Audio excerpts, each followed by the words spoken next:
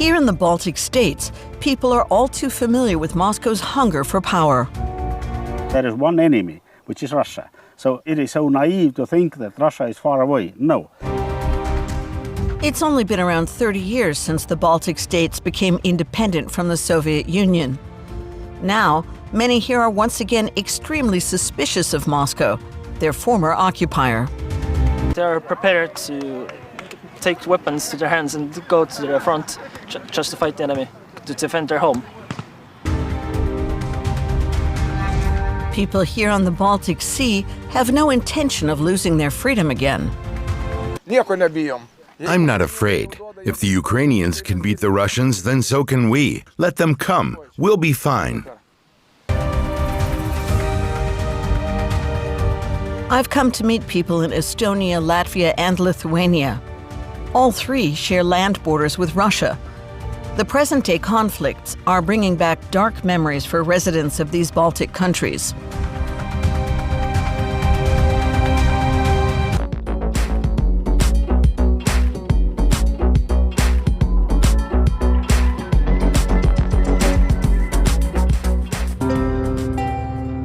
I'm on my way to the Estonian island of Hiiumaa. Its pristine nature was off-limits to visitors in Soviet times. Moscow saw it as strategically important, a gateway to the northwest. At the Military Museum on Hiiumaa, traces of the Soviet era are plain to see. Among them, old monuments that have been dismantled and relocated here. The Soviet Union occupied Estonia in 1940. So we still have to sing the glory to those troops who occupied us? I guess no. It was just about the time. Since the outbreak of the war in Ukraine, Estonia has taken steps to clear its public spaces of Soviet monuments. The Baltic states' relationship to Moscow has become more problematic than ever. Latvia, Finland, Sweden, and we are Baltic Sea, Poland, Germany, Denmark. They all are friends, and there is one enemy, which is Russia. So Russia, it is so naive to think that Russia is far away. No. The war in Ukraine has even provided some new museum exhibits with obvious symbolism. This is a true souvenir from Bakhmut area. These pieces of uniform and helmet was taken from the killed Russian soldiers. A warning to the old occupying power and its new war. The war is a very terrible thing. There is nothing romantic and nothing to be glory. So it is a hell of a feeling if you even carry this. Only this part of equipment is more than 30 kilos. You have to run, you have to shoot. And of course I understand why Ukrainians have to run and shoot. They protect their country. But why the Russians do that? All the ideas or that have been so idiotic. There is no sense in any point what is Russian leader talking about. Soviet monuments have also been taken down in Tallinn. Despite its medieval old city, the Estonian capital on the Baltic comes across as young and cool. On the beach, I meet Matthias.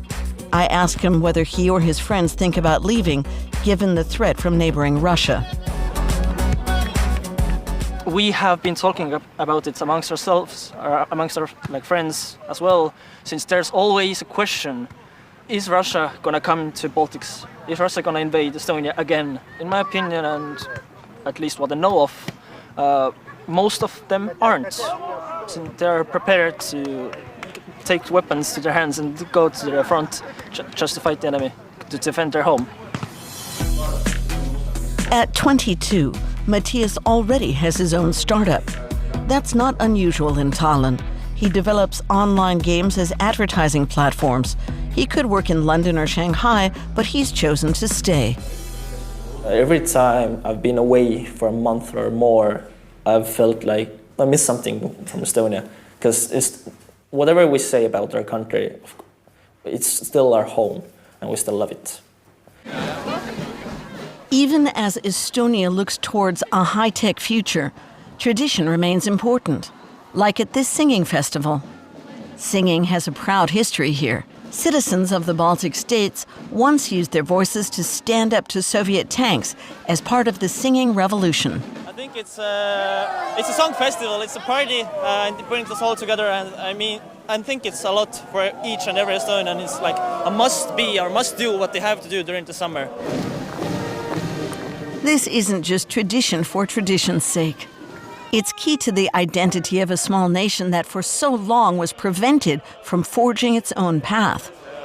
Previous generations were expected to sing the ideological anthems of the Soviets rather than their own songs.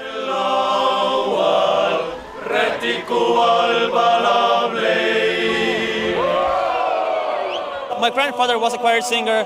My mother was a national dancer. Myself, I'm being a choir singer for 18 years now. So it's a part of me and part of the Estonian culture that's already encoded into us. A nation of fewer than 1.5 million people, Estonia has often found itself a pawn in the chess game of European history. We travel on to Narva, the most culturally Russian city in Estonia.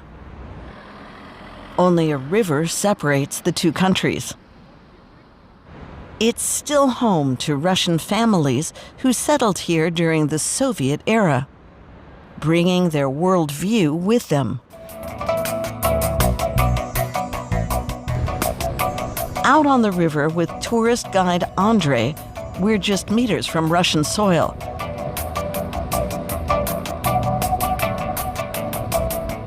Andrei, too, originally comes from Russia. I feel Russian, but I've lived in Estonia for 38 years. I love this country. I've spent my whole life here. Like many people in the border city of Narva, Andrei doesn't speak Estonian. Russians once effectively ruled the country. Today, they're just a minority community. Many of them admire the Russian president and mourn the past, like this taxi driver, also called Andrei. It took 30 years of capitalism to realize things were better in the Soviet Union. Not everyone here agrees. A young woman with Russian roots, Alina, found herself the subject of a viral video when she wore a t-shirt denigrating Vladimir Putin in order to protest the war. I've arranged to meet Alina by the river in Narva.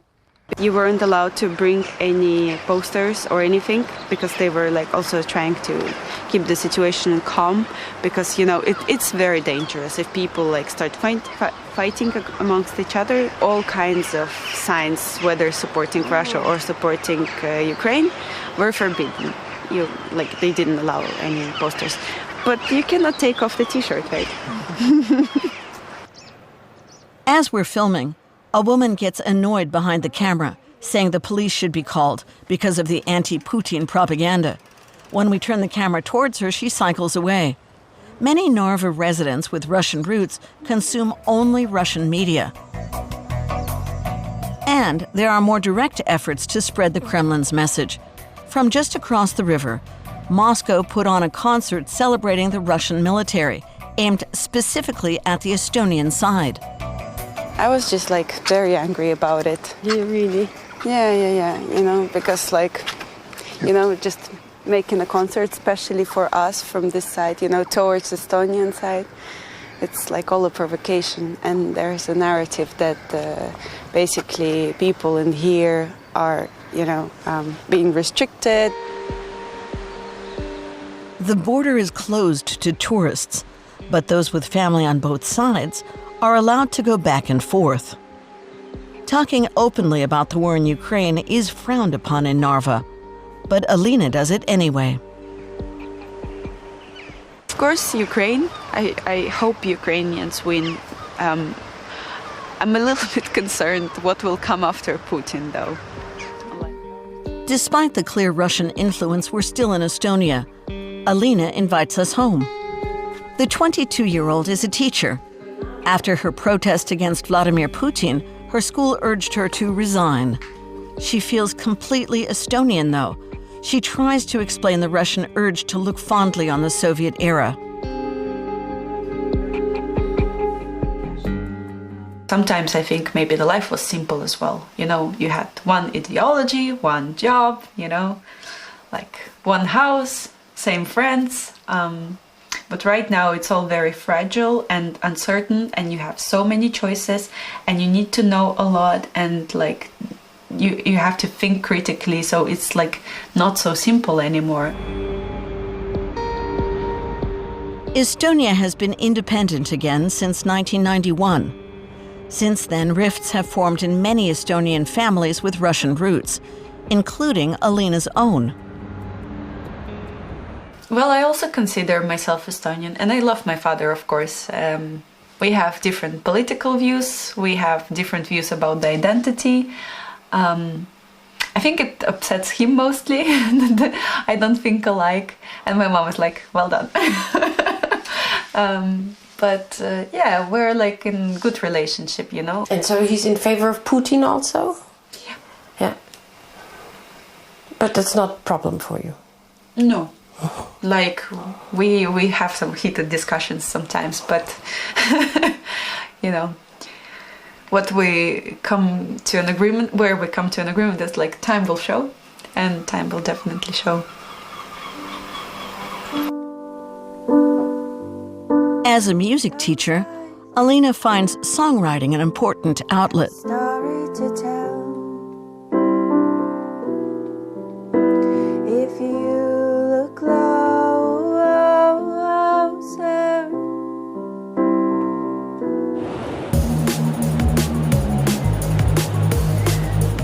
Back to the island of Hiiumaa, in the far west of Estonia. Once a restricted area, it's now a hipster hotspot. We meet Brit and Ketlin. The two friends from Tallinn love the lifestyle here on the island.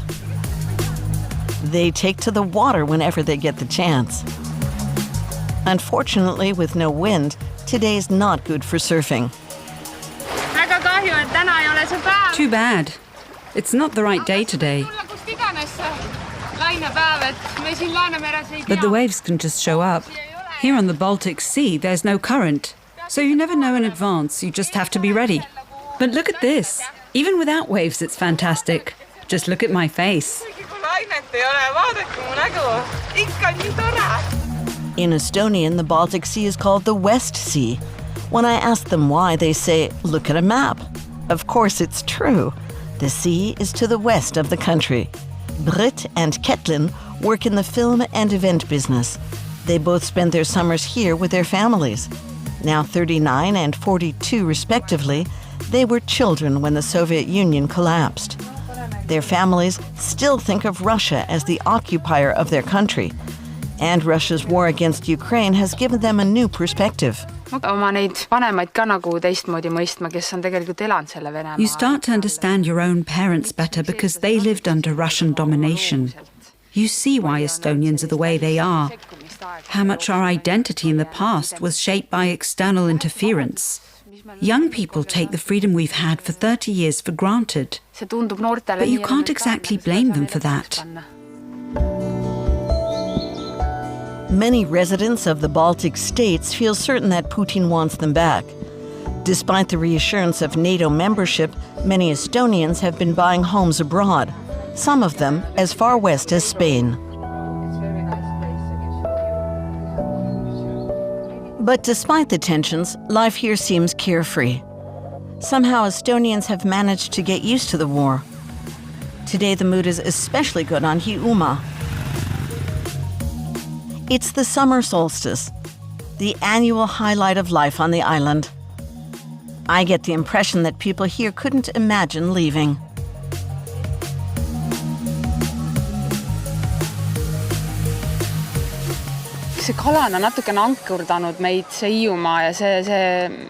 We're tied to Hiiumaa thanks to this magical place called Kalana. It wouldn't be that complicated to move abroad with our families. But I can't really imagine it. It wouldn't be easy to leave friends and family behind. But of course the thought was there, especially in the first few days after the invasion on February 24th. As a family, we had a plan in place. just in case. For years, I've experienced Estonian people as both outward-looking and closely tied to their homeland. After all, it's a homeland that's been taken away from them time and again.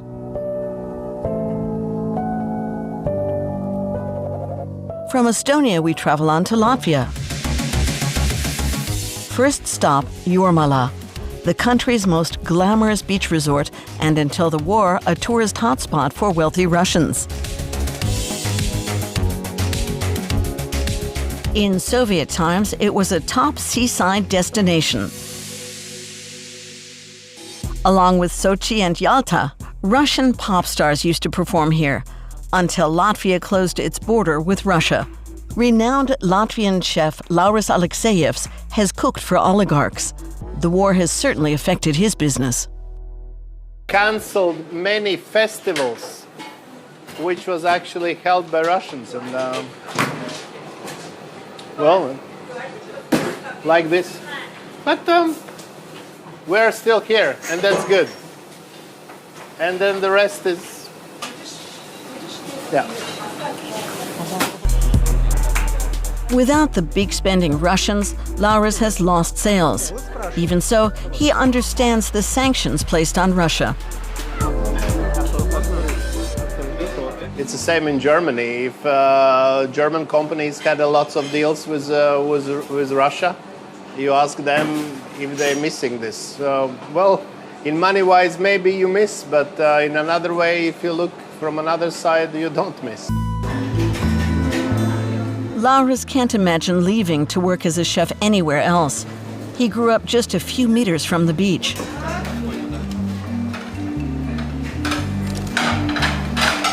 Here, the energy for the food is beautiful, because every time, every day, every minute we work, we see this beautiful landscape, and yeah, that helps.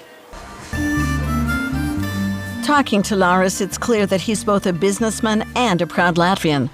More than ever, people here seem to see Russia as a power-hungry enemy. Hey, I'm proud about our language, because only 1.5 million people, even maybe less, speak that language, which is, heritage, I would say.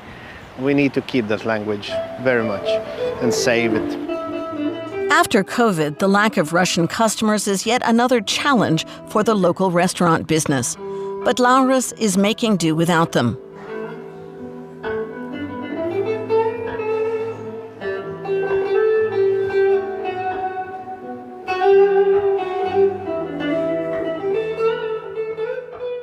We leave Hiiumaa and head west for a very different experience of Latvia's Baltic coast. Here, too, Moscow once held sway over people's lives. At the old naval base of Karosta, there's a disused military prison for Soviet naval personnel. Today, you can still get a taste of the prison experience if you pay for it. Looking for something interesting, and this one came up, and here we are. My husband gave this to me to my last birthday. Romantic weekend.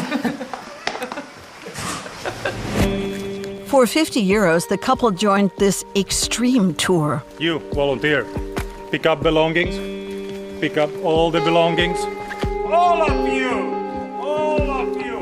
If one is an idiot, in this case Thomas, throw it down. Participants get treated like Soviet sailors who've fallen foul of the law. Can you breathe now? Can you breathe now? See, it's working. One, thank you. Two. In this simulated military prison, following orders is mandatory. It's an immersive experience. It's okay, it's interesting. And this history he told us, it really made me think about those dark times in history. Any questions from a journalist would no doubt break the tense mood. But after an hour, I pluck up the courage to ask what on earth the point of all this is. Question? It's like different to answer this question right now because of last year, since the February of the 22, it's a bit different. Many of my colleagues has changed their uniforms from Soviet to neutral, right? Since those two regimes are equal right now, right? And we don't want to be connected anyhow with those days, glorifying them, yes, but showing the history that would be memorized much better with such an experience like in here. Those Soviet times in here was something quite similar that is going on in Ukraine now, so we understand them, we help them as much as we can. Time drags on. 3 hours of drill practice and carrying heavy ammunition. Even watching on is exhausting. It was also an interesting exercise when we had to carry a grenade. It was like extremely heavy. I think it was like 40 kilo heavy, and I think it was basically that heavy for a purpose because only 2 of us out of 4 were able to carry that. So I think that was the feeling when I realized how difficult it must be for these soldiers to be basically there, right? Like for Ukrainians to defend their country, because it is extremely difficult. The next morning it's over, but having to sleep on a wooden board has left its mark on the participants. How was your night? Wasn't like in the hotel. No fresh air, mold everywhere, right? Wouldn't in bed, but we can do it for some time. Was it worth it? No, definitely, of course, definitely. Recommend to everyone to try it. We all are afraid of that, I think, deep down inside, because this is a collective trauma for all post-Soviet republics, and it's somewhere deep down inside we all are afraid that this is going to happen again. Is something like the prison experience really necessary? Is it freakish, cynical, or does it actually help people to better understand the current situation? There's no easy answer to these questions, but one thing is clear. The threat of being occupied is once again an issue in Latvia.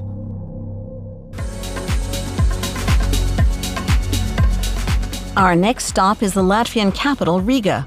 We want to find out more about the relationship between Latvians and the Russians who have settled here over time.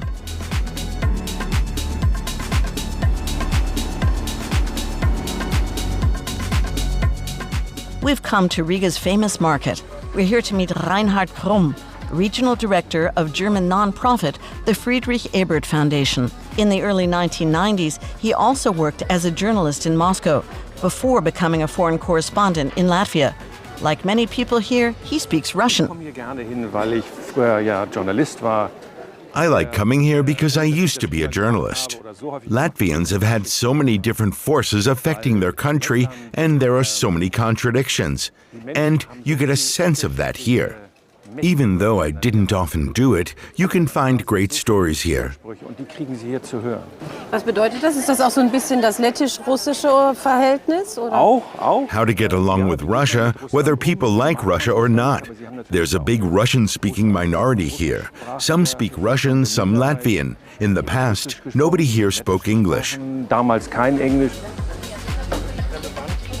A lot of products are unavailable because sanctions prevent Russian suppliers from selling to the EU. In their place, there are now more products from the West.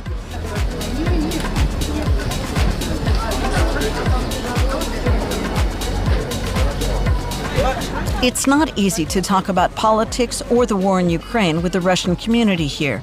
Many don't feel comfortable expressing their views, especially if they favor giving support to Ukraine.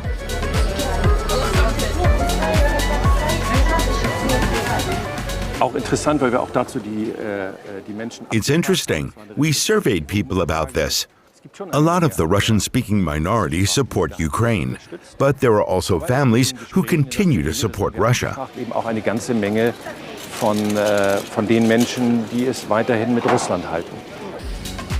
In light of Russia's war against Ukraine, the Latvian government has changed the rules for Russians who settled here during the Soviet era. On principle, Russian is set to be taken off school curriculums. Russian citizens will have to take a Latvian test. If they fail, they may have to leave the country, even though some have been living here for decades. Fehlt an den Letten eine Identität eigentlich, eine gemeinsame? That's an excellent question. Very conservative politicians would say that Latvia belongs to the Latvians, and the Russian-speaking minority has been imposed on them. Which is partly true. After the Soviet occupation, there was a real influx into the 3 Baltic states. But now they're part of the country. The hope is that as older people eventually die out, the younger ones will have a more positive relationship with Latvia and with Europe. And surveys back that up.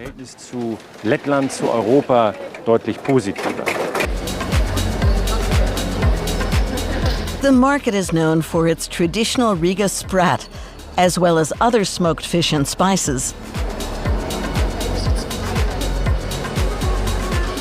As we walk around, a Russian spice trader approaches Reinhard Krumm. He wants to complain about the sanctions imposed on Russia. Is business okay? No, there is no business. It's dying. Because of import restrictions? Yes.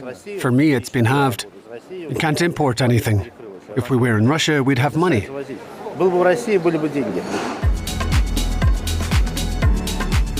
In the Latvian capital, there's a sense of tension between the mindset of the former occupier Moscow and proud Latvians defending their own identity. Among the Russian community, some people still look fondly on the old days. But Riga has also become home to many exiled Russians who no longer feel safe in their homeland.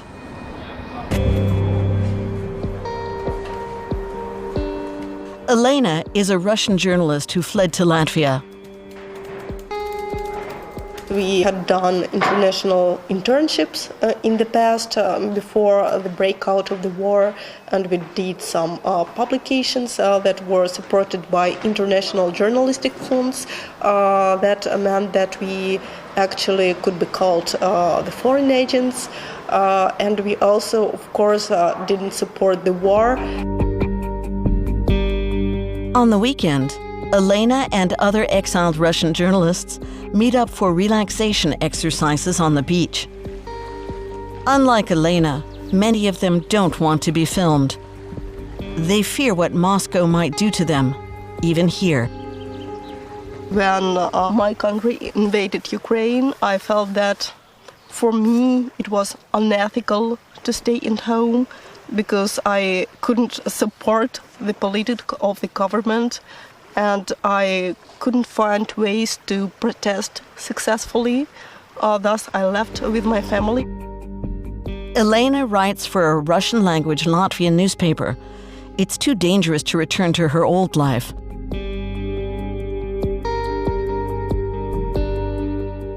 I want to visit my mom. I want to see my relatives. I really hope that will finish soon, although no one can know for sure. Another Russian who's found refuge in Riga is actress Chulpan Khamatova, best known for the film Goodbye Lenin. She was abroad when her country invaded Ukraine.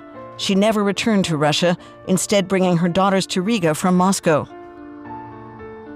I lost my future. Because all my plans as an actress, or my plans for charity, that disappeared in one day. She's against Russian imperialism and couldn't stay silent. Ideally, she would speak her mind in Moscow, but for a public figure, that could be life-threatening. But in Riga, it's possible. This is the suicide for Russia. Why suicide? Because it's no future. Putin and his friends, colleagues, they took future from the country. Bye-bye. Riga is just a few hours' flight from Moscow. Its proximity and popularity make it a potential target. Back in Karosta, in the west of Latvia, this was once a water tower serving the naval base. Now it houses studios for Latvian artists like Egons Persevich. Egons was only 9 when Latvia became independent from the Soviet Union. When I look to Soviet Union, it's boring and it's gray. This is how I see Soviet Union. And today, everything is getting more colorful, more interesting. There's more diversity and more openness, the freedom. The freedom is the most important thing I value today in today's life. And this was something that was not there in Soviet times. Contemporary Latvian art in what was once a restricted military zone run by the Soviets. Many of the Russian families who settled here from Moscow still live in the area. Egons wants to use his art to bring the two cultures together. But when it comes to the war, he makes his opinions clear. I feel for them, and of course I feel for Ukraine most, because they do suffer for that, and they still suffer. We didn't. We escaped Soviet Union pretty fast. In Soviet times, the tower was strategically important for Karosta's water supply. It was therefore heavily guarded. Egons shows me places where naval personnel carved their names into the walls. Here, from 85, but here are older ones also. You can see it's from 56. Do you think it's important to preserve these things? I don't know, it's part of the way of life. Things appear and things disappear. Latvia spent 5 decades under Soviet rule. 50. Here was a post, so people just scratched in while they were bored to death. The former military site has been given a new life by the people working here. They're predominantly younger Latvians like Egons. We travel on to Lithuania, along a strip of land called the Karelian Spit, right on the border with the Russian exclave Kaliningrad. The peninsula has some spectacular views. One part belongs to Lithuania, the other to Russia. Our boat is driven by Soteras. He grew up here and learned German as a child in order to make the most of the tourism business. For him, the memory of Moscow's occupation is ever present. Putin never got over the loss of the Baltic republics.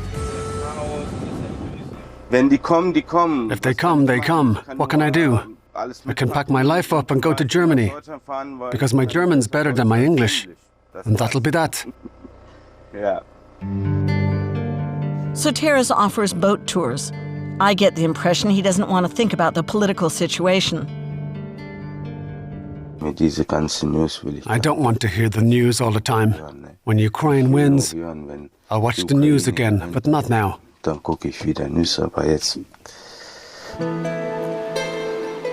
Soteras' whole family works in tourism. He invites us back to the family-run hotel, and we talk about what it's like living so close to Russia. The people who were afraid have already left. They bought homes in Spain and left their jobs behind. Everyone else just goes on like before.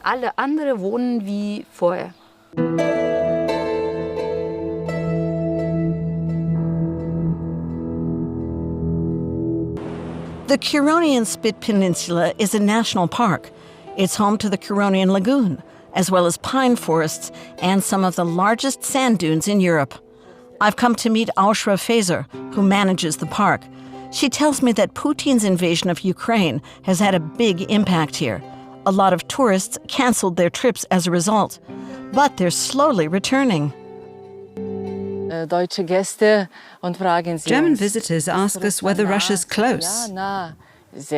We have to tell them yes, very close indeed. Then they ask for the ferry timetable, so they can leave quickly if anything happens.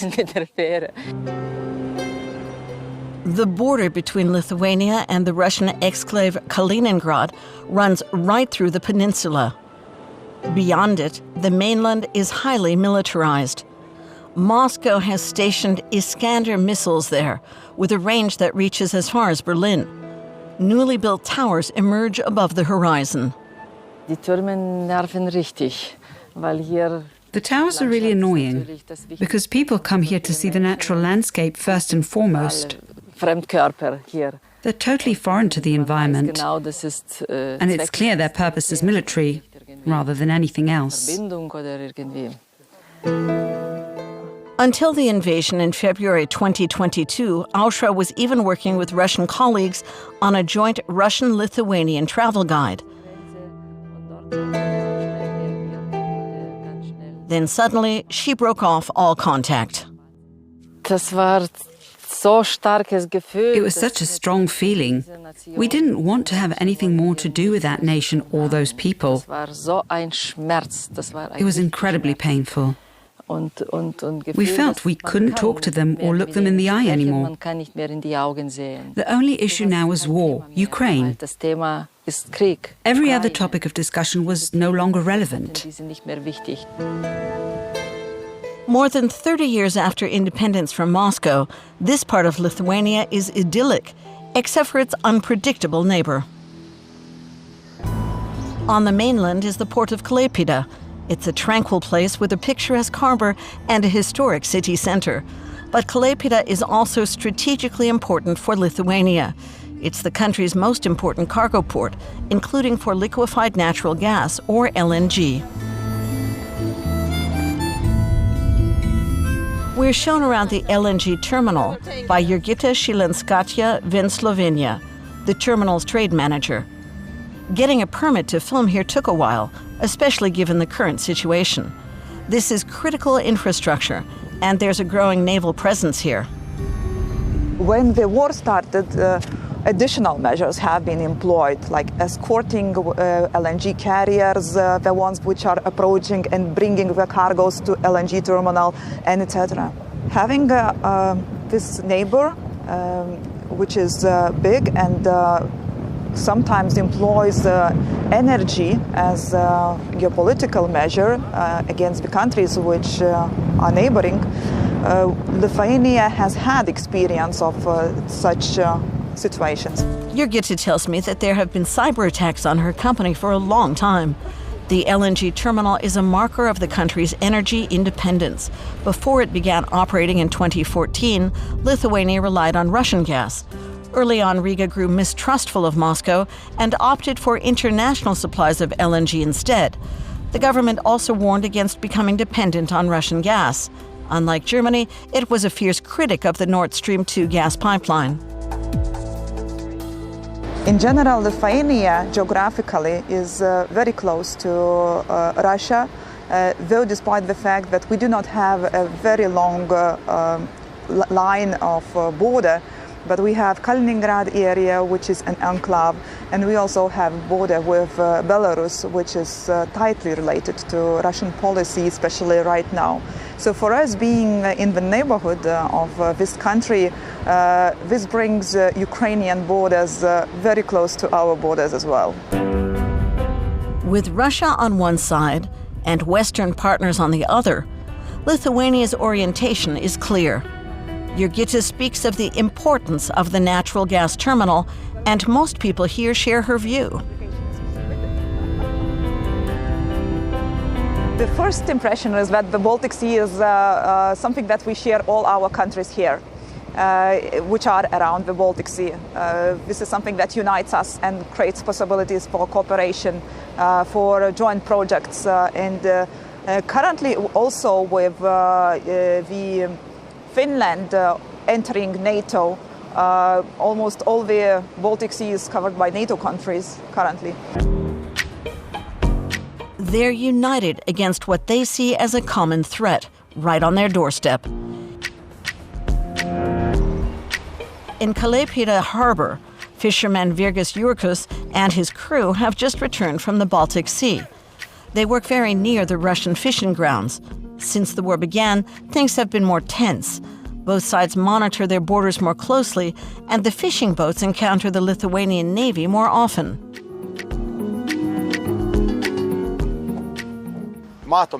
We can see the tension. There are drones flying around. And airplanes, helicopters, ships, we see a lot. I'm not afraid. If the Ukrainians can beat the Russians, then so can we. Let them come. We'll be fine. They say they'd happily fight for their homeland any time. But for now, the grueling work of fishing is their lifeblood. The Baltic is my home, plain and simple. I grew up here. I've been working here for 30 years. Now my son's starting here too. We're a country of seafarers. For the people in Klaipėda, the sea is everything. Virgis and his crew show us the hall where they sort their catch. They're proud of their profession and their country. Virgis' son Paulus would join the army in a worst-case scenario. Recruitment is booming in Lithuania, and not just among gun enthusiasts. Like everyone on the Baltic, Virgis has a family history marked by Moscow. My grandparents were deported to Siberia, and their grandparents were taken somewhere else. They may have been killed. Wherever the Russians showed up, they didn't leave anything good behind. My whole family was deported. So I think the Ukrainians are doing it for all of us, not just for themselves. Virgis' son Paulus has an engineering degree, but he calls it a waste of time. He wants to work on the sea, to keep the traditions going, and to defend his country and its values. Above all, one thing unites people here in the Baltic states. They're determined never again to lose their freedom.